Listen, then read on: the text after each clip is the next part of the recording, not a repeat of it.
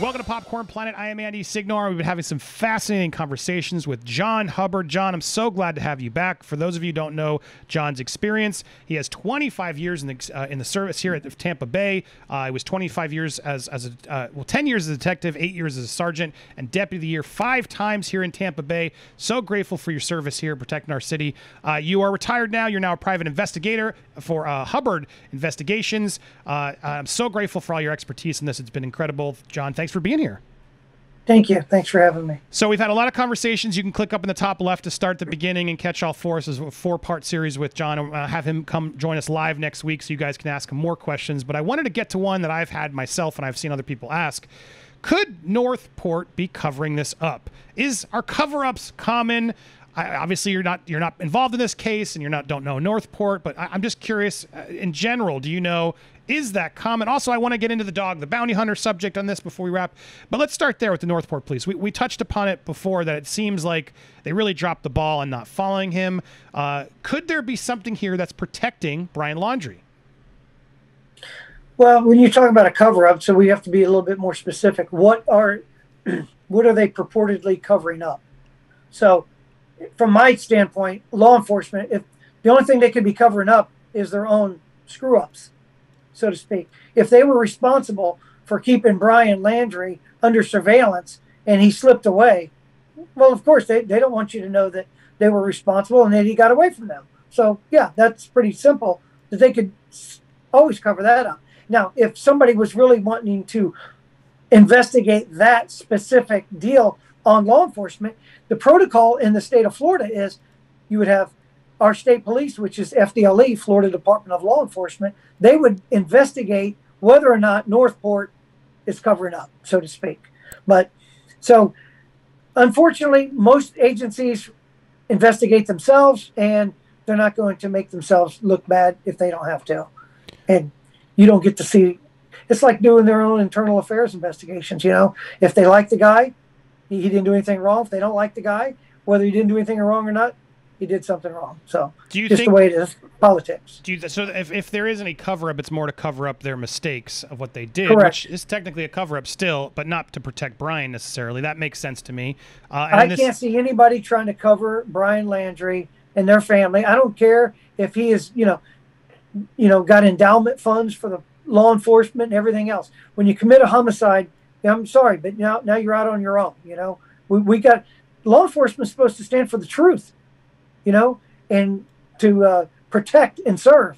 And if Mr. Laundrie committed a homicide, well, then it's like I used to tell people, I people can drop my names to try to get out of stuff, but sometimes you drop my name, it'll get you in deeper water.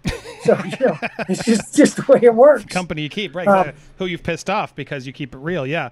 I can't see anybody covering for Brian Laundrie to try to help. I can't see them helping him escape detection. I can't see that at all. No matter what I would think about the law enforcement, I can't see that happening. So the only cover-up that I can conceive is Northport covering for themselves for allowing this guy to escape their surveillance. How much under the Josh, the PR guy who's in Northport, who's been out there saying, "Look, there's nothing we could do." Are any of these people potentially going to get fired because of they? Oh, that can always happen. Again, it's politics are involved now, so anything can happen. And that's common, I imagine, in like any industry, to sort of have a scapegoat to be like, "Oh, yeah, well, we got rid of that person, etc., but we'll do better." That's your fall guy. The sheriff or the chief could love you to death and say, "Hey, somebody's got to take the hit for this." So, Andy, it's going to be you. Sorry. Because it's not going to be the chief or the sheriff. They're never the fall guy. They never are, right. Well, and then there's also the Moab Police in Utah, who have now, the second, we talked about it on Friday, but the second body cam footage came out, and it was a little bit more revealing to sort of see her in that state. It really does seem like she was scared and in a bad situation, and there was sort of revealing more than I feel like the officers were able to catch. At the same time, it feels like they were going off of the information they had. They are supplying their body cam footage. Do you have any feeling there, and everybody sort of jumping on these cops' throats for not saving her? I mean, it's so easy, right, in hindsight, to say, "Oh," but the reality is we don't know even if they had pulled Brian there. You know, if I had the crystal ball that everybody else has on Monday mornings, I'd be a multimillionaire and never leave my office. It just doesn't work like that. Everybody wants to first. So when cops stop somebody that's having an argument, they can't predict that somebody is about to be killed. They can't do that. But, and unfortunately, they can only do what the law allows them to do. Now, the state of Florida, when it comes to domestic, the statute's pretty clear. If they can deem somebody to be the primary aggressor, and that's not always necessarily the caller or the one that they're calling about, whoever the primary is, they want them to take them into custody, charge them with domestic, and there is no bond set, which means that there's a cooling off period. They have to sit overnight before they see a judge, before they can get back out. And hopefully you've calmed down and got maybe some of the intoxicants and alcohol and drugs out of your system. And, it's a little bit better situation. But, cops are in a tough place trying to, decide what to do. Now, if there's a crime, like a couple of the one phone guy said, he was very clear. The phone witness said we got to be careful with yeah, we got to be careful our language on this platform, annoyingly. But yes, he said that.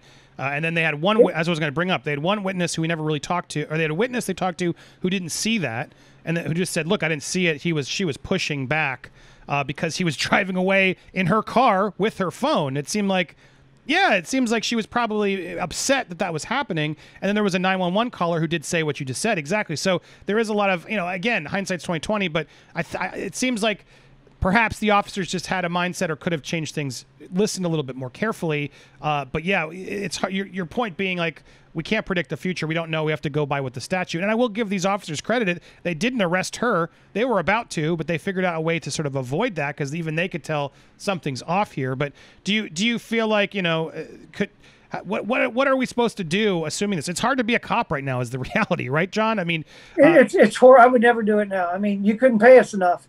Look, everybody wants to be a cop just because.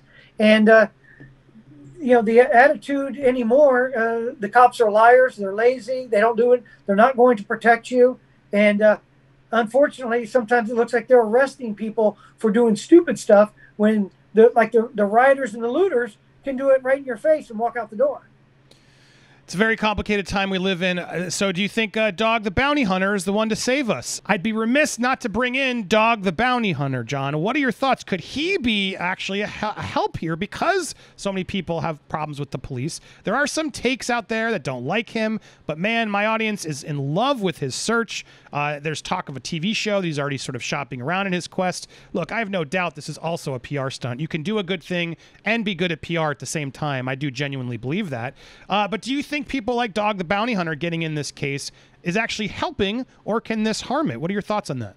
Well, I think that this is, again, my opinion. I think law enforcement probably thinks that he's a distraction and that he's getting in their way, and he's bringing, at the same time, he's bringing tips in, but they probably think they're BS tips. But in fact, the tipster may call Dog when he's not going to call the FBI. Right.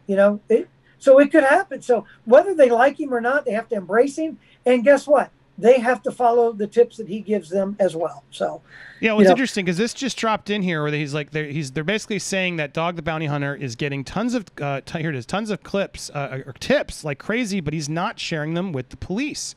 Does that surprise you? I mean, his quote here was, I don't believe that. Well, whoever's saying, again, well, his quote directly, I guess he says, Dog has inserted, he's been coordinating, he hasn't been coordinating with the police or the FBI as he sifts through more than 2,000 calls on his hotline. I guess we kind of do the same thing, but I really don't pay too much attention. If they don't pay too much attention to me, I don't pay too much attention to them if they don't pay too much attention to me. After 45 years, I don't call the police. They're usually called on me, so I don't know what they're doing. I can't call up and say, hey, G-Man, what's going on? Where are your leads? And they don't call me and say, hey, Dog, where's your leads? So I have no idea. Is that fair? What do you think? Yeah, I do. That's fair. That is fair. First of all, law enforcement's not going to work. I mean, so now I'm a private investigator, and I've been doing this for 9 years. And even though I still have, buddies that are on the force, I still can't call them up and say, hey, can you tell me what's going on in this case or that case? And, I'm working. But if I'm working a case with them, typically from my side of, now that I'm not part of law enforcement, they will gladly receive any information that I can help give them, but they're not necessarily going to give me any information back. Even if Dog the Bounty Hunter was hired by the Petito family, which I don't know how he got involved or what he's doing. Maybe he's doing this for, pro bono for the, what publicity he's going to get. But even if they hired him and they go, he's our representative and we want you to work with him. I get that a lot of times. Law enforcement they're not under no obligation to share their information with Dog, me, or anybody else. So it's fair that if Dog gets something that is credible and he finds something, eventually he's not law enforcement. So, even though he's a bounty hunter, and so now there is a warrant, so to speak, out on Brian Laundrie, and he can get them, he can bring him in if he can do that. So it would be a big feather in his cap if him and his team were to actually apprehend Brian Laundrie, and then turn him over to police. That would be fantastic. And that is possible. That could happen. Yeah, I mean, that's how this case works, right? One tip can come in of someone, as you said, who doesn't really want to talk to the cops, but they'll talk to Dog, as he said. And as some are calling him silly or whatever he's marketing, the reality is, I said it in the beginning, I'll be honest, but I've come to learn, like, the audience is really into Dog. They really are. They want him. They're rooting for him. And I think people just don't trust the government, the FBI these days. And so to see someone like Dog the Bounty Hunter, no disrespect, but to see him, like, do the job and get it done, I think is going to amaze a lot of people and not surprise a lot of people these days. So yeah, good to see we're all supporting. Right, and his job is bounty hunting, which, just to be clear, we're here in the state of Florida, and bounty hunting is illegal in the state of Florida. So yeah, how is he getting away with that? Because he's currently in Florida. Is this an investigation? Well, then? That's because he's not bounty. He's not, quote, bounty hunting. He is looking for a subject that has a warrant out, and there's semantics, I think, sometimes that are played with that game. But as far as actually being a, quote, bounty hunter, somebody that's jumped bail and you're going to go find them. So Brian hasn't jumped bail. He hasn't been apprehended on anything. There is an outstanding warrant for his arrest, and so plus he's the subject of he's the only person of interest right now in this homicide. So, and at least they did tell you it's a homicide. We don't have the autopsy, but we do at least know she was murdered. Right. That her life was taken and it wasn't accidental. So she didn't fall off the cliff accidentally. Right. And as we've talked about, they clearly know what happened. They're saving. There's no doubt in my mind they know how she died. And we covered that in our first one of the other installments, Correct. which you can go back and watch. I'll put them at the end of this video. But before I do that, I want to make sure I plug the amazing John Hubbard of Hubbard Investigations. So wonderful to have you here. I hope you'll come back when we have more questions. You guys can submit your questions, and we'll do more installment with him if you guys like this series. I found it fascinating. I'm really impressed by you, sir. I thank you. And so you're going to join us this week. We'll line up a day, guys, so make sure you hit that subscribe button, hit the bell for all alerts, and smash that like button. We will set a special stream this week where we'll have John as a live guest to take your comments and questions live, to offer his perspective. So grateful to have you here again. Wonderful meeting you. Thank you so much for your insight and all the service you've done here in Tampa Bay. Any final words for our audience, John? Oh, just so I would say, don't confuse activity with accomplishment. You're going to see a lot of police activity. They do a lot of things. Doesn't mean that anything's happening. And I came up with that line a long time ago. I'm sure somebody told it to me, and I loved it especially when I was a detective. I might do something. Takes me 2 hours to get done that another guy might take him 2 days. Just because you're doing something doesn't mean you're getting anything accomplished. So I prefer people that are going to get things accomplished. I'm the meat and potatoes kind of guy. That's what I would say. I'm not going to write a 10-page report of something that can be said in 2 paragraphs. Let's get right to it and let's move on. I love that. Don't take activity as accomplishments. It's true in this case. Don't confuse activity with accomplishment. Yeah, don't confuse them. It's so true. And there's a lot of activity that still keeps happening that we're hoping it is, but we got to wait for the actual facts to come in.